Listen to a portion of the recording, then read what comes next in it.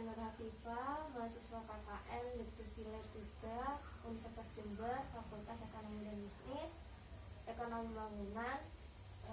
Saya di sini ingin melakukan penyuluhan atau sosialisasi tentang pentingnya suatu label kemasan pada suatu produk untuk meningkatkan pemasaran produk. Nah, di sini saya yang pertama akan menjelaskan apa sih label produk tersebut. Nah, pengertian dari label produk ini, yang pertama, label produk itu adalah salah satu bagian dari sebuah produk yang berisikan informasi yang perlu dicantumkan dalam sebuah packaging atau kemasan produk yang umumnya itu diketahui bersama-sama dan ditempatkan di badan produk. Nah, label itu adalah suatu tulisan, gambar, atau kombinasi keduanya yang disertakan pada wadah atau kemasan suatu produk dengan cara dimasukkan ke dalam, ditempelkan atau dicetak, yang merupakan bagian dari kemasan tertentu untuk memberikan informasi menyeluruh dan merupakan bagian dari kemasan tersebut. Nah, pelabelan pada kemasan produk ini harus secara utuh. Labelan pada kemasan produk ini harus dipersyaratkan sedemikian rupa sehingga tidak mudah lepas dari kemasannya, tidak mudah luntur dan rusak, serta terletak pada bagian kemasan yang mudah untuk dilihat dan dibaca dengan jelas. Maksudnya label produk ini merupakan identitas dari suatu produk. Nah, tanpa label kita itu tidak bisa membedakan antara produk satu dengan produk yang lainnya. Nah, label itu adalah bagian yang sangat penting dari suatu produk. Kenapa? Hal ini agar konsumen itu dapat memperoleh produk tersebut sesuai dengan yang ia harapkan dan sehat serta aman untuk dikonsumsi. Jadi konsumen itu merasa aman jika produk yang kita makan atau kita konsumsi itu sudah ada labelnya, dikenal masyarakat. Ya. Selanjutnya saya akan menjelaskan apa sih tujuan dari adanya label produk tersebut. Nah, yang pertama itu memberikan informasi tentang isi produk yang diberi label tanpa harus membuka kemasan. Jadi itu konsumen itu bisa mengetahui apa sih isi dari kemasan produk tersebut hanya dengan melihat kemasan dari produk tersebut tanpa harus membukanya. Terus yang kedua itu berfungsi sebagai sarana komunikasi buat produsen kepada konsumen tentang hal-hal yang perlu diketahui oleh konsumen tentang produk tersebut, terutama itu hal-hal yang kasat mata atau tidak diketahui secara fisik.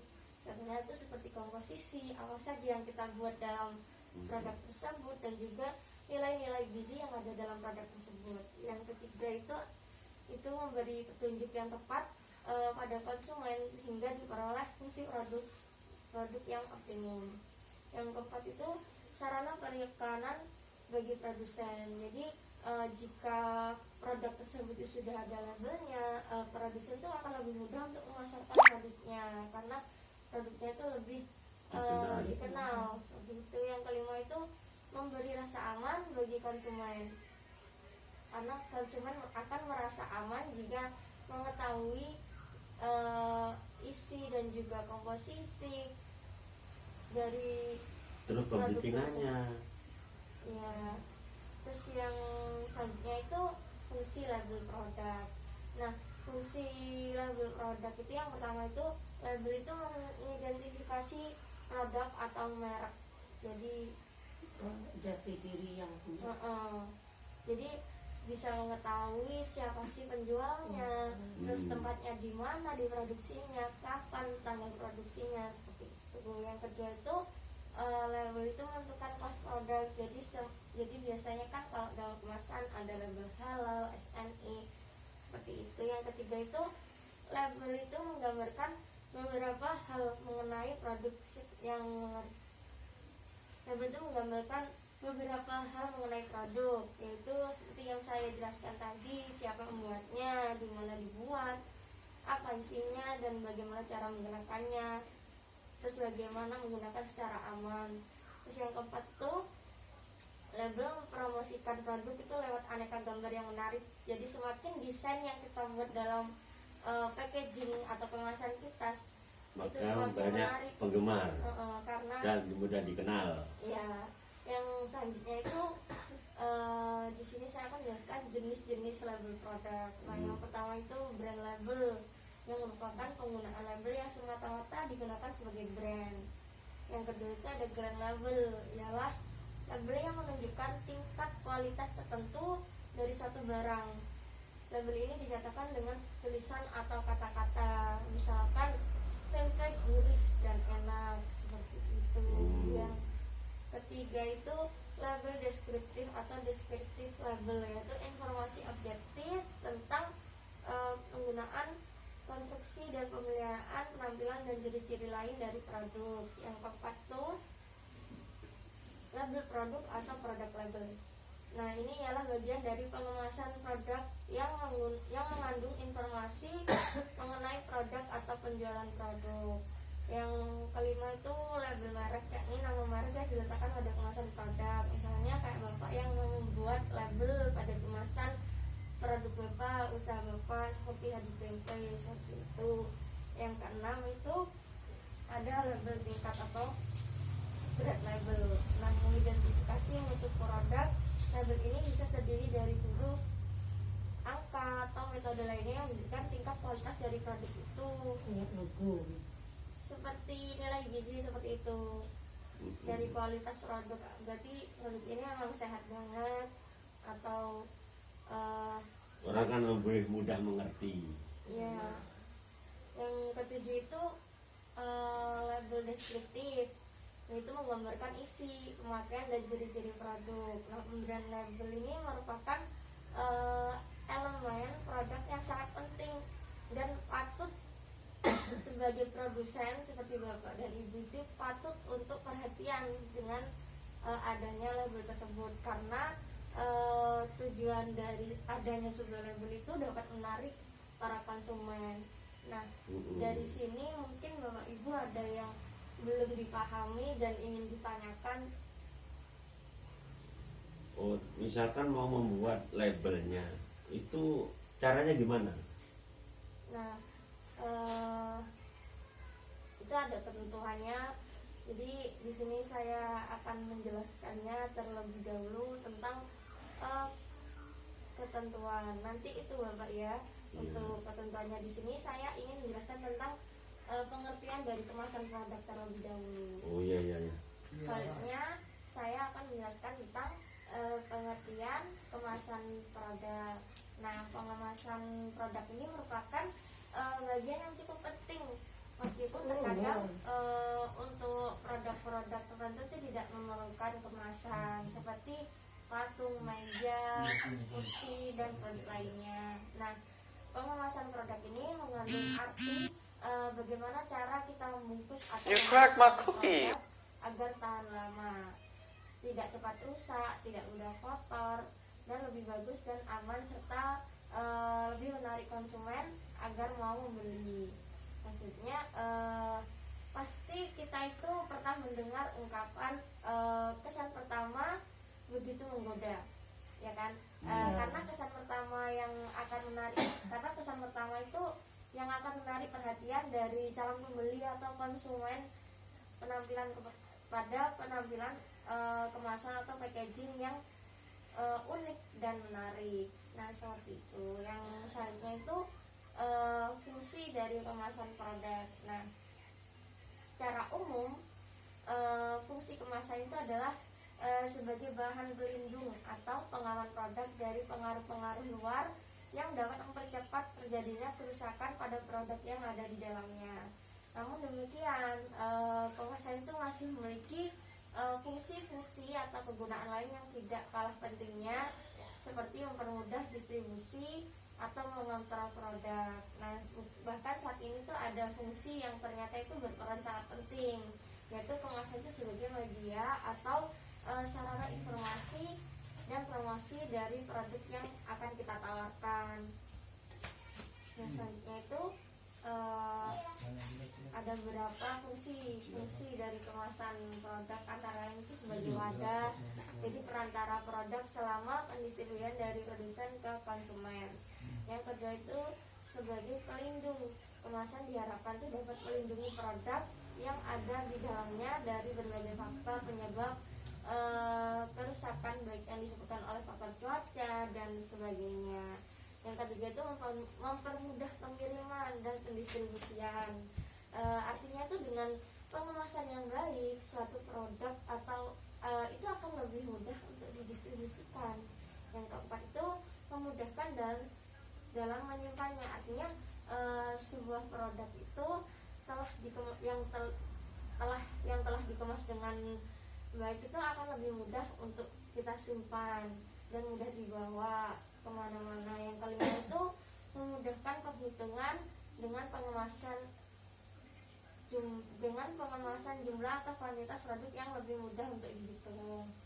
Yang keenam itu sebagai penarik konsumen dengan pengemasan yang unik dan memberikan nilai tambah terhadap produknya. Yang ketujuh itu sarana informasi dan juga promosi.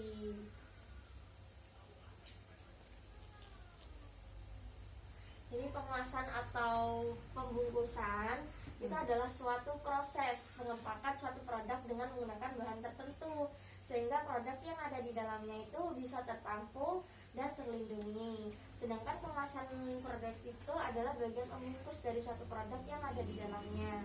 Nah, pengemasan ini merupakan salah satu cara untuk mengawetkan atau memperpanjang umur dari produk-produk yang terdapat di dalamnya. Seperti itu. Yang tadinya itu teknologi pengemasan produk yang terus berkembang dari waktu ke waktu, mulai dari proses pengemasan yang sederhana dan atau tradisional dengan menggunakan bahan-bahan alami seperti dedaunan atau anyaman bambu sampai teknologi modern sampai saat ini. Nah, contohnya zaman dulu kan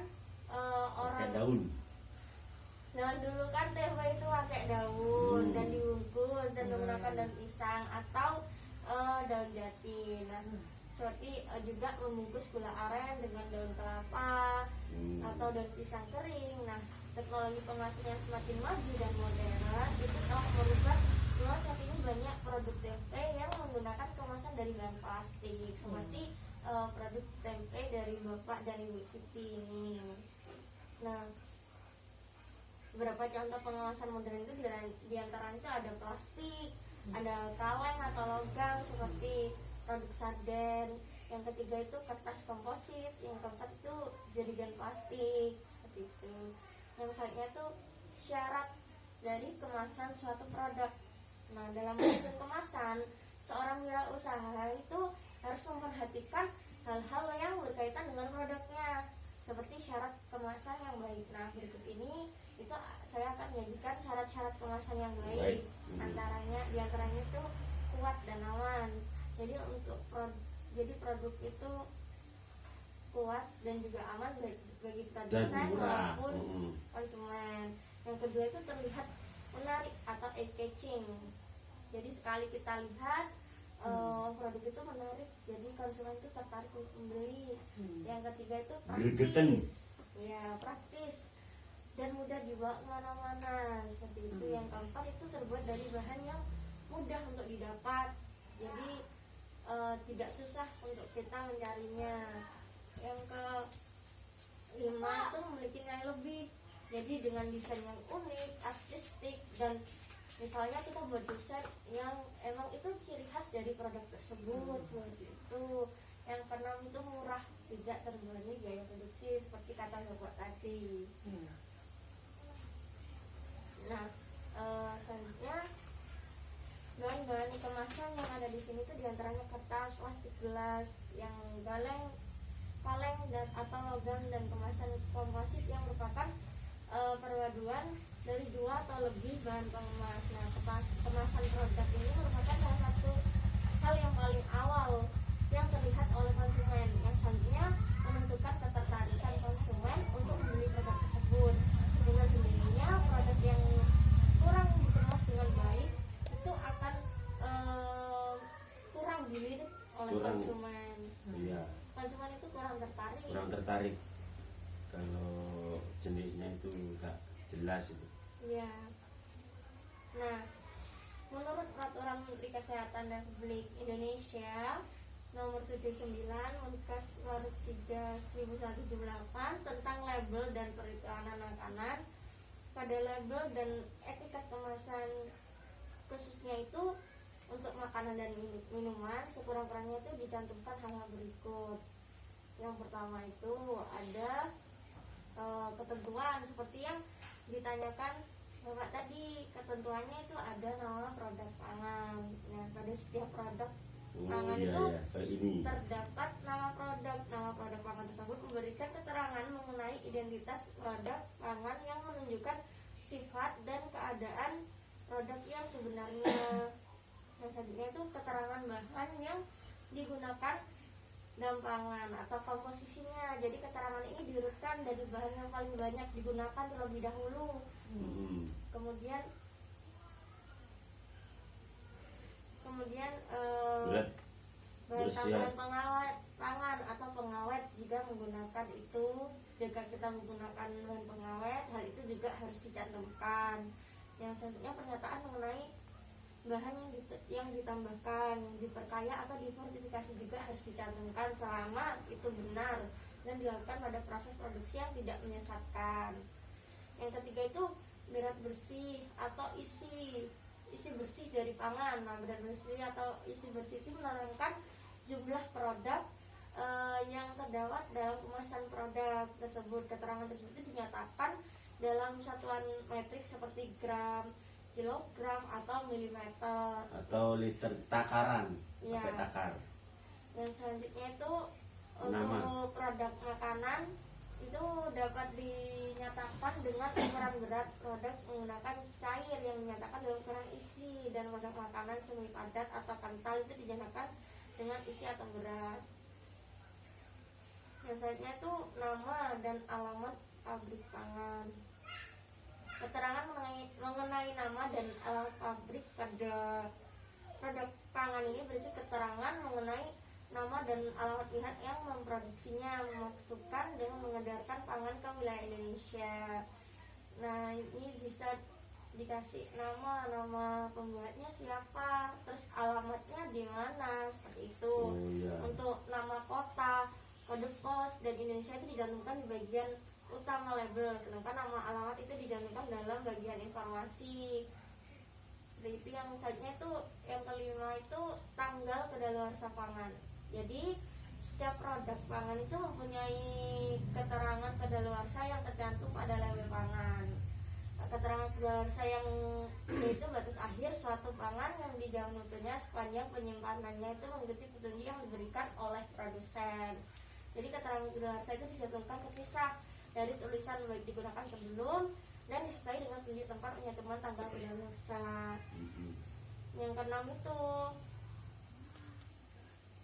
nomor pendaftaran pangan. Dalam hal peredaran pangan, ada label pangan tersebut wajib menyantumkan nomor pendaftaran pangan. Adapun tanda yang diberikan untuk pangan yang diproduksi baik di dalam negeri maupun yang dimasukkan ke dalam wilayah Indonesia, itu adalah tanda MD atau pangan oleh olahan yang diproduksi dalam negeri, atau tanda ML untuk pangan olahan yang dimasukkan ke dalam wilayah Indonesia. Yang ketujuh itu kode produksi pangan. Kode produksi yang dimasukkan itu adalah kode yang dapat memberikan penjelasan mengenai riwayat satu produksi pangan yang diproses pada kondisi dan waktu yang sama. Kode produksi itu tersebut disertai tanggal produksi. Tanggal produksi yang dimaksud itu adalah tanggal bulan atau tahun pangan tersebut diolah. Yang ke-8 itu penggunaan atau penyajian dan penyimpanan pangan. Nah, keterangan tentang petunjuk penggunaan atau petunjuk penyimpanan itu dicantumkan pada produk olahan yang memerlukan penyiapan sebelum disajikan atau digunakan. Selain itu, cara menyimpan setelah kemasan dibuka juga harus dicantumkan pada pangan kemasan yang tidak mungkin dikonsumsi dan dalam satu kali makan. Kemudian pada produk yang memerlukan syarat penyajian atau syarat penggunaan dapat mencantumkan gambar atau produk lainnya yang sesuai dan disertai dengan tulisan syarat penyajian.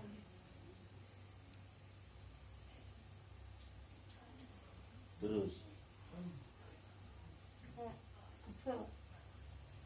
Selanjutnya itu merancang kemasan produk. Nah, merancang atau mendesain label kemasan itu bergantung pada kreativitas para desainernya, baik itu ukuran, bentuk maupun kombinasi corak serta warnanya. Namun demikian ada hal-hal yang harus diperhatikan dalam membuat label kemasan bagi seorang wirausaha. Yang pertama itu label itu tidak boleh menyesatkan.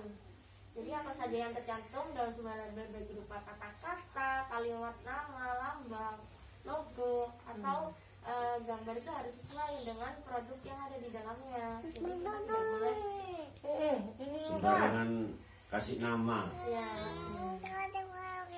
Yang kedua itu membuat informasi yang diperlukan. Label itu sebaiknya cukup besar atau relatif terhadap kemasannya, jadi sehingga dapat memuat informasi atau keterangan tentang produknya. Itu yang selanjutnya hal-hal yang harus ada atau tercantum dalam label produk makanan, yaitu yang pertama itu nama produk yang sudah saya jelaskan tadi. Yang selanjutnya itu bisa dengan cap atau trademark jika ada. Jadi produsen itu sebaiknya memiliki cap atau trademark untuk merek dagangnya. Misalnya tuh kayak kecap, misalnya kecap ABC. ya ABC, cap walet atau cap Honda seperti itu. Dan selanjutnya itu komposisi atau daftar bahan yang digunakan. Nah, komposisi atau daftar bahan itu merupakan keterangan yang mengabarkan tentang semua bahan yang kita gunakan. Gunakan ya delay kalau ini kedelai dan ragi. Neto, volume besi, nah pihak produksi, distributor, atau jika ada pihak yang mengedarkan, jika ada itu juga bisa dimasukkan dalam label. Misalnya itu nomor registrasi dinas kesehatan yang hal ini tuh sebagai bukti bahwa produk tersebut telah teruji dan dinyatakan aman untuk dikonsumsi. Misalnya jika ada itu juga dimasukkan. Maksudnya unsur-unsur yang perlu diperhatikan dalam kemasan produk. Nah, kemasan yang cantik dan mendukung produk itu juga berfungsi sebagai ikon yang bisa membuat pelanggan itu ingat dengan produk yang kita jual. Jadi beberapa poin penting dalam memilih kemasan produk itu, yang pertama itu antara lain, yang pertama itu ada target market. Nah, ketika kita memutuskan untuk menjual produk, pasti kita itu sudah memiliki target pasar atau pangsa pasar sendiri. Jadi penentuan target pasar itu juga bisa menentukan jenis dan model kemasan yang akan kita jual. Nah, misalnya itu kita menjual makanan untuk anak-anak, anak muda atau orang tua, itu pasti akan jauh berbeda. Kalau anak-anak kan biasanya dengan toko-toko kartun seperti itu. Menarik. Ya, jadi sesuai dengan masing-masing kalangan usia. Model dan jenis kemasan ini juga tidak sesuai dengan target market yang dituju, itu membuat penjualan produk itu menjadi kurang maksimal jika tidak sesuai dengan usia dari produk yang kita jual, target yang kita jual. Selanjutnya itu ada ergonomis, yaitu Apa ergonomis? packaging yang semakin menarik itu bisa terdapat nilainya, seperti itu, ada nilainya dari packaging tersebut. Iya. Jadi selain produknya itu menarik, kemasan pun tuh harus dibuat semenarik mungkin. Misalnya kita membuat suatu produk makanan, biasanya kan makanan cuma bentuknya itu mika seperti itu. Nah, sekarang kita bentuk seperti dibuat wadah hampers seperti itu. Jadi kemasannya itu kita ganti-ganti seperti itu. Maksudnya itu tidak sama dengan yang lainnya, Iya, seperti iya. itu. jadi desainnya tuh unik dan menarik bagi konsumen. Nah, kemasan itu juga harus memiliki nilai ergonomis yang menonjolkan kenyamanan untuk konsumen dan pengunjungnya. Nah, kenyamanan kemasan produk ini merupakan hal yang dicari oleh konsumen karena memudahkan konsumen untuk menikmati produknya. Selain itu, produk yang ergonomis juga praktis itu dapat mudah dibawa kemana-mana dan nyaman untuk dipegang. Biasanya itu ciri khas. Ya ciri-ciri. Nah, sampai saat ini tuh banyak jenis model kemasan yang menarik. Untuk lebih menarik konsumen itu sebaiknya pilih kemasan yang berbeda dan unik. Jika perlu dijadikan kemasan produk itu menjadi salah satu ciri khas dari produk yang dijual. Bentuk kemasan yang unik dan berbeda itu bisa membuat pelanggan itu menjadi selalu ingat akan produk kita, bahkan menjadikan produk kita itu menjadi ikon dari produk-produk yang sejenisnya. Semakin baik bentuknya kan Mungkin orang tertarik. semakin tertarik. Ya, maksudnya itu ukuran. Nah, sesuaikan ukuran kemasan dengan ukuran produk yang dijual. Hindari penggunaan ukuran yang terlalu besar atau terlalu kecil agar produk itu tidak rusak, dan disesuaikan juga dengan kebutuhan konsumen. Ketika kita bicara tentang minuman, maka untuk mengemas minuman dalam ukuran 2-3 kali minum itu sudah habis, berarti badannya itu tidak perlu terlalu besar karena tidak akan efektif. Yang saatnya itu special pack. Nah, tidak lengkap rasanya jika kita itu menjual produk dengan kemasan yang menarik tanpa memberikan sebuah promosi. Nah, misalnya ketika contohnya itu seperti ketika hari raya kita merubah desain dari kemasan kita. Misalnya desainnya desain khusus hari raya, jadinya ada icon hari raya seperti itu, ciri khas dari hari raya di ketupat seperti itu. Biasanya kan kita kalau membeli satu produk seperti itu Dikasih logo. Kasihin gambar kupat atau masjid. iya seperti itu. Terus kita juga bisa memberikan promosi seperti itu, promosi agar masyarakatnya itu juga semakin puas dan menarik konsumen karena ada promosi tersebut. Nah, itu tadi yang saya sampaikan. Mungkin Bapak Ibu ingin ada pertanyaan atau tanggapan mungkin. Masalah bikin desain itu produknya label itu loh, maksudnya ini pesannya itu di mana gitu, karena kita kan masih awam, belum ngerti masalah itu. Nah, untuk label desain itu desainnya bisa kita membuat sendiri dan juga bisa kita Berhubungan langsung dengan pihak dari pencetakannya. pencetakan. Kita bisa langsung menyuruh pihak percetakan untuk membuatkan desain dari produk kita. Jadi kita tinggal menginformasikan apa saja yang ada di dalamnya, apa saja yang ingin kita cantumkan dalam label produknya, seperti itu. Nah, sebelum untuk mencari tempat pencetakannya, kita juga harus survei terlebih dahulu, mencari mana yang lebih murah agar kita lebih bagus, mana yang lebih murah dan hasilnya yang terbaik. ya seperti itu. Ya, terima kasih atas kunjungannya ini. Tidak ada Kan yang dulu deh. ditanyakan kembali. Ya, Tidak ada yang ditanyakan kembali, sudah paham berarti ya. ya sudah paham. Ya, terima kasih sebelumnya buat Bapak Ibu yang sudah bersedia menerima saya untuk melakukan penyuluhan di UMKM Bapak Hadi Tempe ini. Dan terima kasih juga kepada Mbak yang telah berkunjung ke sini. Saya dan Ibu ini kasih mudah-mudahan secepatnya kita memberi nama label. Ya, amin ya, semoga bisa cepat-cepat pengasihan label.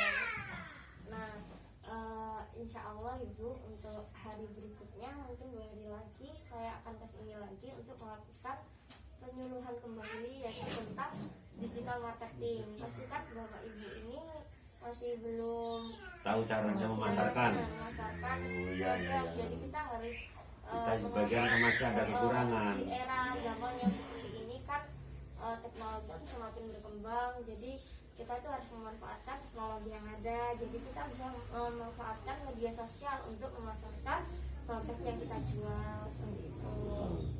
Ya nanti saya akan mengadakan pelatihan kembali tentang digital marketing. Ya, terima kasih. Ya, terima kasih Bapak Ibu sudah Bersedia. ya bersedia. Saya tutup acara sosialisasi ini. Assalamualaikum warahmatullahi wabarakatuh. Waalaikumsalam.